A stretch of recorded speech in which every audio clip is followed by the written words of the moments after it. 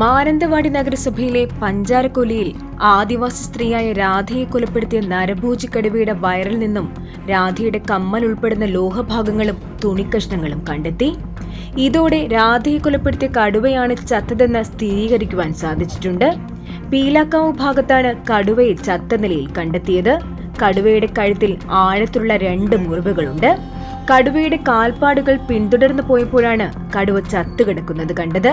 മറ്റൊരു കടുവയുമായി നടത്തിയ ഏറ്റുമുട്ടലിലാകാം ഈ കടുവയ്ക്ക് ഗുരുതരമായി പരിക്ക് പറ്റിയതെന്ന് കരുതുന്നു.